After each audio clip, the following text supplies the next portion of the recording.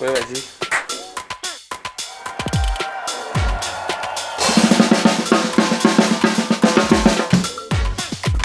Hello, c'est Victor, aka Vitesse et Grand V, et bienvenue dans mon monde. Donc là, on est à la baguetterie, dans une salle où ils exposaient toutes les caisses claires. Et à l'époque, quand j'ai commencé la musique et donc la batterie, j'adorais aller dans cette salle puisque il y avait toutes les caisses claires qui étaient exposées. Donc ça nous permettait de rêver un peu sur ce qu'on pouvait avoir comme matériel. Mon premier souvenir de batterie, c'était un des amis de mon père qui jouait dans le groupe Téléphone en tant que batteur. Il m'a prêté une batterie. J'ai commencé à jouer, à apprendre en autodidacte, à jouer avec mon père, à jouer avec des amis. Et donc c'est un peu de là que s'est développée une passion pour la musique et pour la batterie. Je pense que la première chose qui m'a plu, c'est le rythme. C'est hyper manuel. Tu peux vraiment progresser et apprendre à jouer en autodidacte, c'est-à-dire que le rythme, tu commences à le créer, tu commences à le découvrir. Là où au piano, en guitare et sur d'autres instruments, tu dois plus passer par des gammes et par peut-être des arpèges et apprendre des accords. Chose que peut-être j'avais moins la patience de faire. Donc voilà, je suis allé vers la batterie parce que c'était vraiment instinctif. Moi, j'ai toujours été impressionné par le batteur. Je pense que si dans un groupe, t'enlèves le batteur, ça devient tout de suite plus compliqué pour garder le groove, pour véhiculer le rythme. Donc pour moi, c'était vraiment, c'était objectif comme avis, mais c'était vraiment l'élément un peu central de la musique en groupe. J'ai eu la chance de jouer avec plein de groupes différents, que ce soit des amis ou des groupes sur lesquels j'avais rencontré, on s'était rencontrés sur internet avec des petites annonces en tant que batteur où ils recherchaient des musiciens. Et du coup, j'ai créé des liens avec certains dont je suis encore ami aujourd'hui. Et j'ai pu vraiment acquérir de l'expérience. J'ai joué du jazz, j'ai joué du rock, des choses un peu plus funk. Et derrière, il y a eu aussi le pont et le lien qui s'est fait avec l'électro. J'ai joué avec un groupe qui s'appelait Lost My Name et qui, eux, utilisaient beaucoup de musique électronique, de samples et qui liaient un peu les deux. Ça m'a permis de mettre le nez dans un univers assez différent et de commencer à travailler sur Ableton et de découvrir un peu la production musicale. Ça m'a créé une sorte de pont sur la production. Et derrière, en parallèle, j'ai commencé à produire beaucoup de musique, que ce soit électronique, que ce soit des prods de rap, de funk. Enfin, j'essayais vraiment de toucher à tout et de pouvoir produire aussi des samples et des sons que je pouvais utiliser en concert avec le groupe, jusqu'à devenir producteur / DJ et jouer la musique que je produisais en soirée, donc avec mon ordinateur, des machines.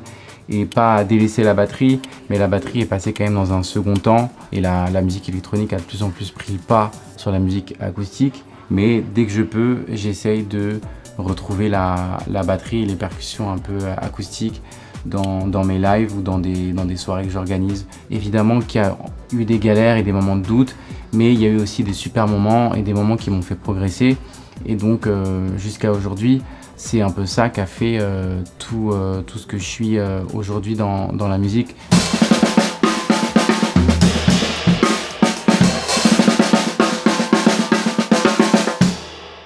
Donc là, j'ai avec moi quelques vinyles que je voulais vous montrer. Et le premier, c'était le premier album que j'ai sorti sur mon label Retro Futura, que j'ai créé il y a de ça 2 ou 3 ans. Et c'était vraiment un format qui me tenait à cœur parce que sur le format album, tu peux, en fait, tu as la possibilité de varier un peu les styles et les tempos de musique. Et en fait, j'ai vraiment kiffé produire cet album. Et ça, c'est le deuxième album du coup que j'ai sorti sur mon label. C'est sur l'alias Vitamine, parce qu'il a un côté plus électro et plus actuel. Et donc j'ai utilisé cet alias pour pouvoir un peu coller au style de musique. J'ai été vachement influencé aussi par la musique un peu des années 90-2000, dont le label Guerilla Records, qui était hyper cool à l'époque, qui marchait vraiment bien avec des sons de DJ Pierre. Ça, c'est des scuds qui m'ont quand même pas mal inspiré quand j'ai commencé à écouter de la musique et à en jouer. Le deuxième, pareil, c'est un disque avec une influence hyper 90, Black Dilemma, ça s'appelle Soto Macho.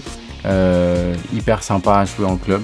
Donc, au départ, en travaillant avec beaucoup de labels, je me suis rendu compte que c'était beaucoup de compromis à faire entre leur vision à eux et ma vision de la chose, donc la vision de l'artwork, de la musique, du choix des tracks. Au final, on apprend beaucoup de ça, mais j'éprouvais un peu le besoin et le sentiment de créer ma musique un peu à 360, c'est-à-dire que je créais la musique, derrière j'avais l'idée du visuel en tête et comment j'allais pouvoir la promouvoir et la présenter aux gens.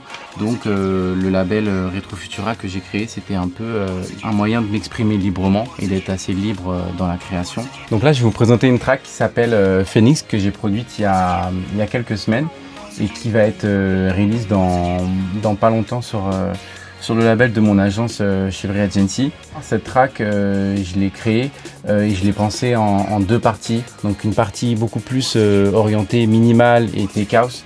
Et derrière, je voulais qu'il y ait une seconde partie après le premier break qui soit beaucoup plus mélancolique et beaucoup plus portée sur les mélodies et un peu nostalgique. Toute la partie rythmique, donc c'est-à-dire le kick qui va être sur tous les temps, qui va apporter le fondement du rythme, et des percussions que je vous fais écouter. Les percussions. Donc ça c'est vraiment la base d'un son électronique. C'est ce qui va apporter tout le groove et la rythmique. Derrière j'ai ajouté la basse.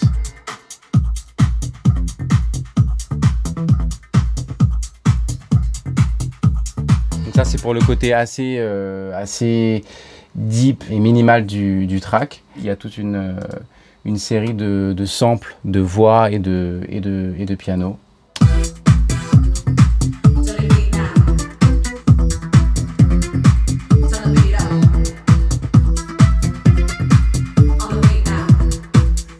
Donc voilà pour la première partie qui est assez donc minimale, un peu dark presque.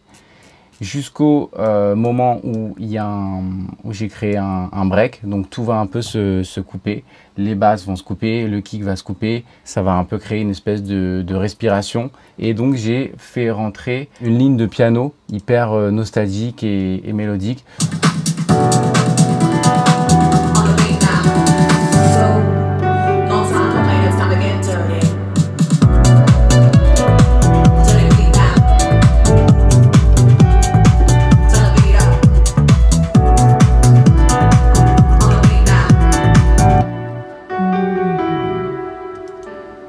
Donc je prends aussi beaucoup de plaisir à revenir à la batterie acoustique. J'ai créé un format de all live long sur lequel je joue pendant 6 ou 7 heures dans un club ou dans une salle avec beaucoup de styles différents, mais ça me permet de pouvoir ramener une vraie batterie sur scène.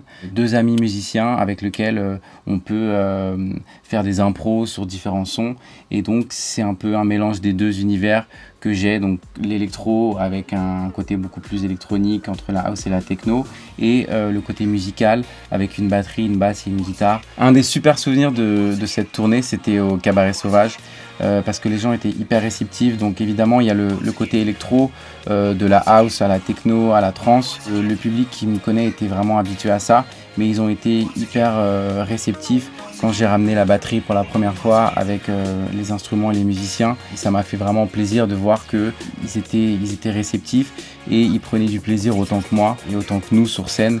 Et donc ça nous a quand même poussé à développer ce projet et à continuer de mélanger en fait l'électronique et une musique un peu plus acoustique et un peu plus jouée en direct. Merci Sneaker Spirit de m'avoir accueilli dans mon monde. Non mais c'est pas ça. Merci Sneaker Spirit de m'avoir suivi dans mon monde et de m'avoir permis de vous présenter mon univers, et j'espère que ça vous a plu. Si vous créez de la musique, trouvez votre patte, trouvez votre son, et surtout le plus important c'est passer beaucoup de temps à travailler, car c'est la clé du bail.